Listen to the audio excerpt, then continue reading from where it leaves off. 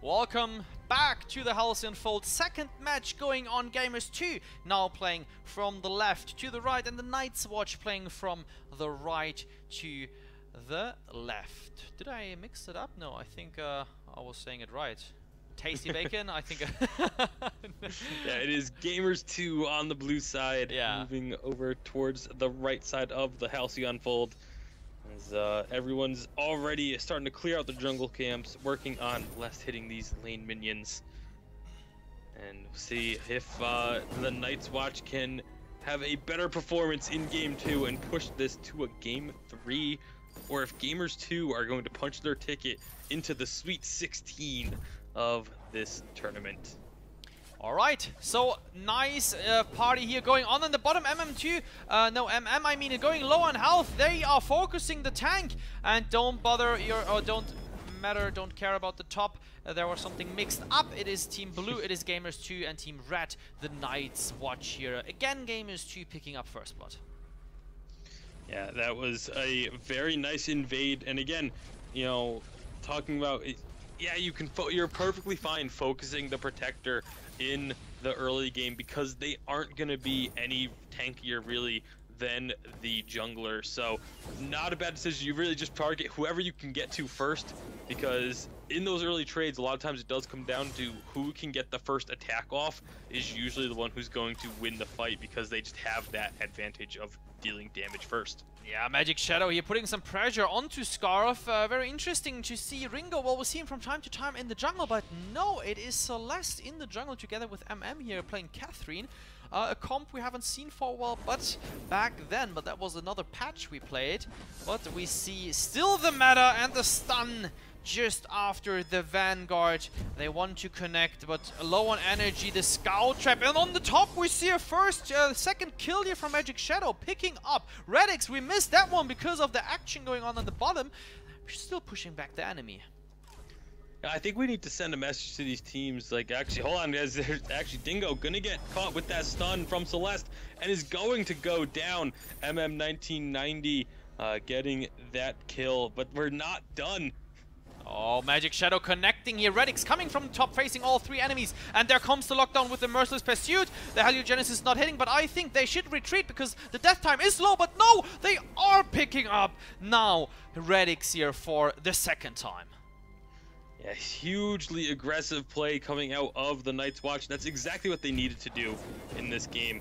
Answering the aggressive play of Gamers2 with more aggressive play of their own, and Magic Shadow gets another kill in the lane. So much for Ringo not being as strong in the early game. Well, we didn't capture that because I was never seeing a kill incoming there for the next second, so apologies here from cameraman Blueberries. Sorry about that, but of course there is so much action going on, and it looks like the TheNightsWatch, they are countering the aggression from Gamers2 just with aggression themselves. A really good adjustment by TheNightsWatch. You know, when the enemy team is super aggressive against you in the first game, and that's really what kind of carries them through the entire game, you have to decide as a team what you're going to do against it. And TheNightsWatch definitely making the decision of, you know what, if they're going to be super aggressive, let's just be even more aggressive, as they're looking for possibly another kill. Oh, retreated here. I think the range was fairly on the edge, but pretty much I think that MM could have stunned here. They're going to the bottom, I mean, and putting again pressure. And look at that Magic Shadow here. Oh, he does not have a tension bow, but nonetheless here maybe the pick now for Radix, but no, just bouncing him somehow into the range, and maybe Dark Potato picking up the kill here. The Spitfire not connecting, and look at the positioning from TheNightsWatch. Seems like a whole different team is playing on the Halcyon Fold. Yeah, very hectic fights going on, a little bit sloppy from both sides in terms of positioning, as it was a lot of, you know, one person, the fight would start, and then one side caught one person out of position, but then they overchased trying to kill them and got someone else out of position, and it was just back and forth very much, but not any kills coming out of it in the end. Oh, Dark Potato falling here. Sorry to interrupt. To Magic Shadow. He was just, I think, revealed by a flare Scout Trap. I didn't see exactly what it was caused by, but the vision granted. Yeah, great job by Magic Shadow of making these rotations down to join these fights or pick off someone who's on their own. It was a bit aggressive of Dark Potato to be invading the jungle with his health that low, and ended up paying for it with his life. 5-1 for NightsWatch now. Oh my goodness, that damage from Ringo. Oh, what a job here. So well done. The overlay now correct. So sorry for that one. On the left side is now Gamers2. On the right side, the TheNightsWatch. And you can see from the seat numbers left and right to their names that they are pretty close together. And it was a one-sided match we have seen here in the first round. But now the second round, or better to say the second match, is just the other way around completely, having a lead here of 1.7 gold at just 6 minutes. Yeah, and the gold mine starting to get close to full. Just a couple more minutes until it will be worth 300 gold per player. Going to be very, very important objective early on in this game. Gamers2 really needs to pick that up in order to get themselves back into the game, while the TheNightsWatch really wants to grab that to solidify their lead and put them even further ahead as we see more aggressive moves. Gamers2 trying to answer and trying to just get a pick here, but Magic Shadow sniffing that one out and playing safe. Yeah, way better Ringo play so far as he played Vox before, and now they do the right thing, rotation with all three to the bottom. He did a great positioning up there a few seconds ago when he just dodged the whole gank which was incoming from Gamers2, and now they stick together here going to the top. Just checking around the bottom if they might see someone else going shopping alone, which could be the free kill. Yeah, it looks like actually not going to get the free kill there, but they do have a 3-on-2 situation as Scarf is still up in the top lane, but not going to be starting anything off just yet. Though with the collapse, there might be some action coming very quickly. Oh, 205 is the damage here from Magic Shadow, but since he's a bit low on energy, I wouldn't force the fight. There comes Dark Potato going in and followed directly by the Vanguard. with a beautiful blast tremor here, silencing the enemy, locking down Radix as well, and providing here the save onto Magic. Yeah, a good job there, Gamers2 getting 1 kill. Maybe looking for more, but that's a very aggressive position to be in. Oh, there comes the next kill here from Glaive. Well played, and I think Magic Shadow, he can't do anything here since Redick is hitting the Spitfire. And, oh, the second one, barely. Good stuff going on. So Gamers2 looks like they are, yeah, kind of try to find themselves here in the second match since they got under huge pressure from the TheNightsWatch early game. 8 minutes in means the gold mine is worth 300 gold per player. Very, very important. I'm really surprised that the two teams aren't kind of converging on that middle area of the map and going for a fight there. Instead, each side they're staying close, but not like, a lot of times you end up seeing teams kind of dancing around directly in that middle area. Huge damage coming out from Magic Shadow onto Redix, really doing a great job in this lane. Right, so yeah, 3-6, 1k gold difference. We will see if the next fight is or might develop here at the bottom. I doubt it, since Gamers2 is retreating a bit low on health, especially Radix. I wouldn't force your fight. TheNightsWatch in a way better position at the moment, but there are no scout traps from the TheNightsWatch. But is just going in 2 versus 3 at the moment. Core Collapse hitting. There comes the ultimate onto Dark Potato. Well, not the perfect target right now, since Dingo might have fall here, and Radix putting pressure on the top. Pad attack with the wrong Solar Storm. He's trying to snipe Dingo, dodged by Dark Potato. Blast Tremor, totally wrong direction. So the TheNightsWatch not having a good time, but picking up the first kill. And just chasing 249 damage. And look at that Spitfire from Radix. Magic Shadow, he's falling as well. Radix here, definitely the MVP in that fight.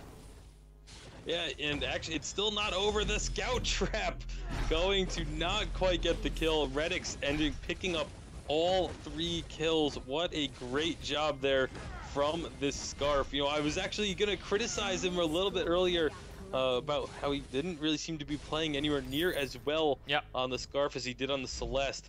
but absolutely showing up in that fight and picking up the, it wasn't an official ace, but they did get all 3 kills.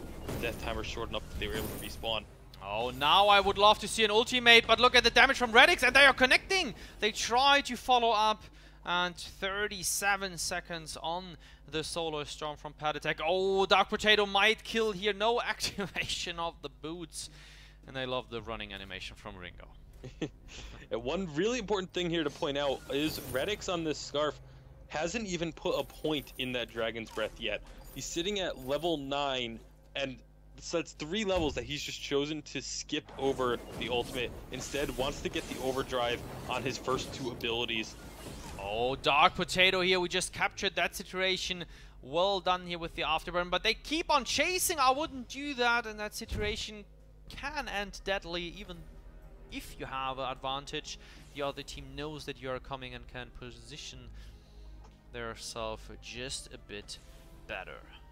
Yeah, I mean, just to come back what you've picked up, since I think they don't pick up Dingo here, we have seen this from time to time, that Scarf players are especially doing this, since they want to force this, and they want to force the Spitfire. Nice save from Dingo, and the ultimate. Well done by Patatek, but the save from Dingo was just way too good here to kill someone off. Yeah, a huge shield there, really helping to keep Radix's health bar at a about 50%. But the fight is still not done. Both of these teams looking to be the aggressors. A lot of poke and harass damage able to come out from both teams. Blast Tremor, now the chance with the silence. Oh, the afterburn almost picking up Magic Shadow. Oh, they should retreat. There is no chance. Yeah, using of the reflex block in the right time. The tower will fall. They should just save their lives and go back. But Dark Potato seems like he has a different plan, just making sure that the enemy really is going back.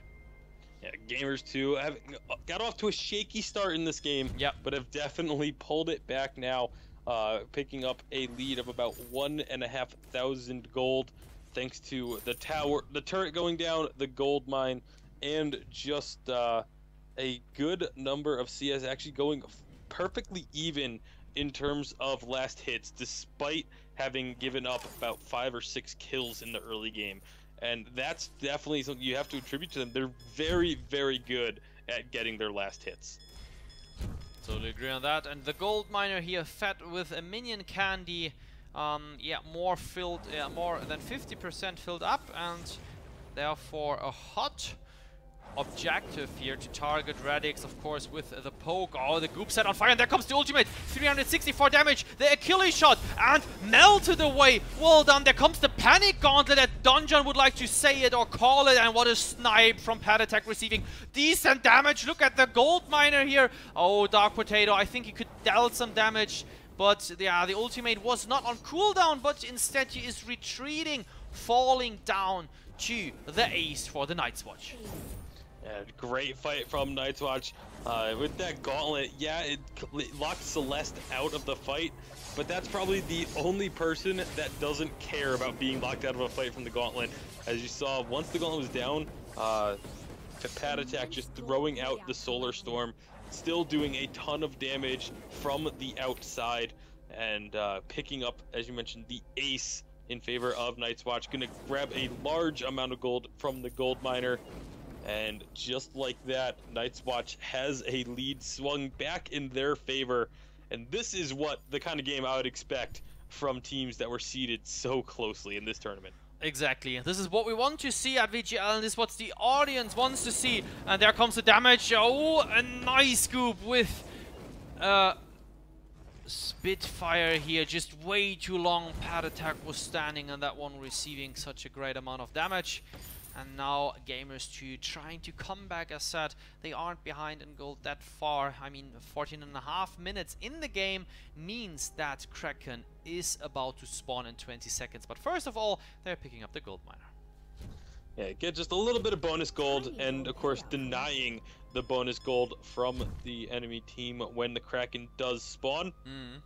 That's really the big portion of it. They're not doing it. They don't really care about picking up 58 gold for themselves. It's more about denying 100 gold or so when the Kraken does spawn. All right, nice again here. The Spitfire, and just 2 Spitfires. Maybe they pick up the kill here. Yes, well done, well prepared. And in the end, Dark Potato picking up, stunned by MM, and the Heliogenesis not dealing a lot of damage, since Dark Potato, he has the Fountain of Renewal, of course, a great HP here, or great hit points established. Yeah, 2 Fountains of Renewal being built, in fact, on the side of Gamers2, 1 on Arden and 1 on Glaive. Of course, they can each activate them. And there comes the Gauntlet drop. Not too bad. Nice zoning, but they couldn't zone off. Pad attack sniping through the middle, almost picking up here one or another kill. And now I think he will fall to Redix. There is nothing he can do, but a 1-for-1 trade here so far on the bottom. He can't do anything. What a match going on here at the moment. Oh, Dark Potato! Just go ahead! Dark Potato got caught out trying to recall. Here comes the Hellfire Brew picking up the kill. Great job by Magic Shadow just getting there in time to prevent the recall. And now, Arden, you are in a world of trouble, as that is going to be Magic Shadow only putting in 1 shot, though. Not too sure why he didn't follow that one up. That's just a kill waiting to be had, and he gets away. Bit of a mistake there from Magic Shadow, not following up to pick up that kill onto Arden. Definitely could have gotten it on his own. He was full health and a Ringo at 16.5 minutes. He easily could have gotten that kill. Yeah. Alright, Kraken waiting to get captures in such an intense match here. Best of 32 it is, ladies and gentlemen. For those who just tuned in, we are playing Vainglory, the MOBA perfected for touch. Over 650 teams applied. The best 128 made it to the Season 1 qualifier. And now we are down to the best 32 teams here. And they are here, one of each, on the Halcyon Fold, fighting for a spot in the last 16 teams. The quarterfinals are about to start soon. Yeah, the Kraken is available, has been for about 2.5 minutes. A little bit of attention turned onto it by Gamers2. However, they actually did just force out the side of TheNightsWatch, and they're gonna start it up. Here comes a big 3-on-3 fight. Yeah, there comes the Gauntlet drop, the ultimate prepared from Redix. Perfect positioning. He can apply the burn on almost everyone, but I don't know how. But Pad Attack can get the kill, as well as Magic Shadow falling in the end. 2-for-2 trade, and it is only Pad Attack versus Dark Potato. For the moment, it looks like Pad Attack has the upper hand here, but of course, very hard to follow up on Dark Potato. Yeah, Glaive, very difficult to catch because of that afterburn. But I don't think they really care if they do get this catch, if they still, you know, in terms of the game, since they won that fight. That was a fight that Gamers2 was trying to start, they were trying to pull them into, and they went even. That is actually a victory in favor of the TheNightsWatch. A great job there. The Gauntlet was used mostly as a zoning tool just to ensure that the Dragon's Breath would hit all 3 members. But the Gauntlet didn't actually stun anybody in the process, so because of that, Ringo and Pad Attack were able to just turn on the team and put down so much burst damage. Of course, the Solar Flare and the Hellfire Brew just doing massive amounts of AoE damage in that small confined space was what was able to win the fight in favor of TheNightsWatch. Alright, Weapon Fusion here just popped out from Magic Shadow, so maybe looking for the next fight in the next seconds. And there comes Gamers2 onto Pad Attack, and Magic Shadow directly answering that one with the ultimate just casted in this second. Now they know they have to retreat, blocked here, so no burning damage applied, and they are going in. Catherine is going in. He is low on energy. He can only apply basic attacks. There comes the Solar Storm. The Core Collapse not hitting. There comes the Gauntlet, and they pick up Dark Potato in the end. What an intense fight. Look at Ringo, the positioning on top, trying to kill off Redix. Now Dingo is coming. There comes the counter goop with the kill, followed up by Pad Attack here, picking up Scarf. What a fight. Yeah, they were able to get in onto the Scarf early on, TheNightsWatch was, and really kind of forced him away from the fight at the beginning. Left Glaive all alone on the backlines against the Celeste, and Celeste was able to just stack stuns and burst damage onto him. But here goes Dingo trying to steal away this Kraken or deter it. I don't think he's going to be too successful at that. MM is low, but it's a Catherine.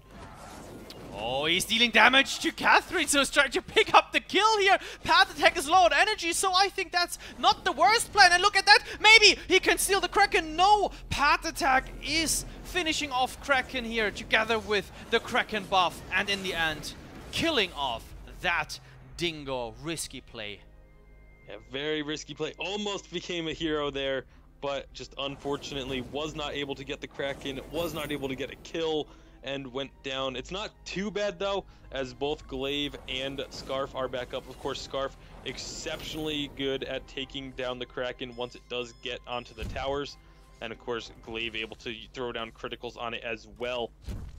So let's go back into the action on the lane. A lot of poke damage. There comes the ultimate. They want to force the fight. They want to go as deep as possible with the Kraken. And blocked. There comes the Solar Storm, not hitting Dark Potato because the turret ate the damage of the right side of the Storm. But in the end here, great pickup from Magic Shadow. And they can continue the push with the Kraken. Yeah, they did get the kill on Dark Potato in the end, and now it's Redix and Dingo to try and defend. Kraken down to about half health. This is such an intense moment. Oh, what a nice reflex block from Magic Shadow. This was epic use just in the second where the gauntlet dropped. If he didn't use that, he would have died, as well as maybe Catherine, but both barely escaping. Yeah, the Kraken did go down, but not before they got 2 turrets out of it, so definitely hugely in favor of TheNightsWatch. They really want to push this to a Game 3, looking significantly better this time around. You almost have to wonder if it was just the fact that they got caught off guard by that Rona pick. Yeah, we do see a lot of scout traps on the side from Gamers2 on the left here, counting from the overview. Closing up here, both teams maybe meet in the middle or somewhere around that, but we will see in just a second, since now they have vision on each other and they might follow up directly, since they put a lot of pressure across the board here in the past minutes. Yeah, a lot of pressure being put on by both sides. This is such the next fight, you know, now that we're 22.5 minutes in, if TheNightsWatch wins a fight decisively, it could be the game. Yeah, and Redix here is the target. The Solar Storm sniping an up guy. Gamers2 in a very tough situation. This is really crazy what is going on here. TheNightsWatch showing off their whole potential now with this comp. Yeah, huge combination of ultimates. The Hellfire Brew into the Solar Storm does just an insane amount of AoE damage, as they able to instantly kill the Scarf with that, and now they're going to look to push into the base with these minions. This is going to be very, very close. Yeah, this is going to be very close. There comes the stun now landing, and now Magic Shadow, he used the reflex blocks just a bit later. There comes the Crucible directly followed after by MM. Well done so far, but I think they should retreat. But no, they know 10 seconds downtime on Redix, so they continue with the push. There comes the Warhound from Dingo, locked down by Catherine just in the right second. Yeah, they got a good amount of damage done onto that turret, dropping it to about half health, but unable to actually pick it up. Magic Shadow actually coming very close to falling thanks to the scout trap there. But the Kraken is, I believe, going to be up again very soon, and they are going to be backing off. All right, back to this action, 12-19 here. Very intense, the last 32 teams here, 2 of them playing for their seat in the round of 16, which will kick off, excuse me here, for, no, again, let me think, which will kick off on Wednesday. Way too much going on here to have a clear thought about what is upcoming in the future. Kraken just coming, and maybe we might see here the next fight. There comes the damage onto the tank, and as said, better pick up the tank then anyone. There comes the ultimate also on the tank. Now I question, no, it is Redix wall target, and they split up the enemy, but not following wall goop. I would retreat if I were the TheNightsWatch now, since they ran all through the goop, receiving some damage. Yeah, it looked like they were going to get a really good fight started, but thankfully for them, they didn't use their ultimates onto Dingo. That would have been a massive mistake, but they are going to be backing away now. Very risky to completely recall, but looks like it will pay off. They should be able to get back in time for this Kraken as Gamers2 has started it off. Oh, perfect gauntlet drop. There comes the ultimate. Again, the same situation as we have seen it before. The gauntlet drop followed by the ultimate, and MM might fall. He is the tank, and a lot of damage here on 2. Radix, who is falling. I was about to say that Magic Shadow is falling, but he's not. Look at the health bar. And the risky play now from him. The positioning on top not getting paid out since Dark Potato just saw what was happening there, rolling over him with the afterburn. And he might fall. There comes the save from Dingo. Again, the next afterburn here just on 12 seconds or something like that, since he did maximize it to the end. And therefore the cooldown from the afterburn, if you overdrive that ability, is somewhat around 50% cut down. And actually knowing that they forced both members of Gamers2 to recall, Pat Attack and MM going for this Kraken, they're going to be able to pick it up because Celeste just has so much damage with this build. And a Kraken going to be going towards the very heavily damaged Gamers2 base. Really the big thing in that fight was they've tried it multiple times now of having the gauntlet thrown down into the Dragon's Breath. Yep. But unfortunately, Redix is just a little bit late on that. I feel like they need to communicate that better. As soon as Dingo says he's going to ult, Redix needs to start channeling his that instant. Because we saw almost everyone was out of range of the Dragon's Breath by the time it actually started burning. So it really didn't do a whole lot in that fight. Alright, talking about that, another gauntlet dropped here, and the Magic Shadow is a bit out of position. Panattack, now they can't pull out the damage. There comes the Solar Storm. Dingo might fall, but that's the wrong target to prioritize. Dark Potato might pick up here Panattack, but look at that. He is running and hitting at the same time. Can he pick up the kill? Ringo does instead, and so does Arden pick up the kill here, 1-for-1 in that fight. Ladies and gentlemen, this is epic what is happening here, and I'm gonna tell you, if we are going for a third match, the other one will be skipped, which was scheduled until 9 PM. So there is another team waiting, but of course, if this third match is going to happen, we will tell the other team, go start ahead. We have something to watch here, which can be epic. Absolutely. TheNightsWatch definitely showing that they do deserve to be up in the similar seed numbers as Gamers2. I was really questioning it after that first game, but once they took away that Rona and got the Celeste onto Pat Attack, it has completely turned this game on its head.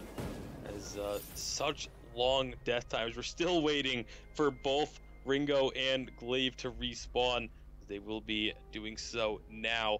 But a death at this stage of the game, almost 30 minutes in, means that you're off the field for over a minute. Most definitely. So and that hurts. Time. And that hurts. And that can be the game. The next kill can be the game. The next fight can be the game. 28 minutes. This is a very long time. So, well, Gamers2, they have much more to push, but we know from past games, since it can be a breeze to push down those turrets in a late game. Yeah, of course, we're seeing double infusions coming out now. Gauntlet dropped! Are filling. Warhorn, and there comes the ultimate. Sorry to interrupt you here, but Radix is picking up the kill, and now the comp we just talked about is working here, and maybe Gamers2 wrapping up the whole game. Wow!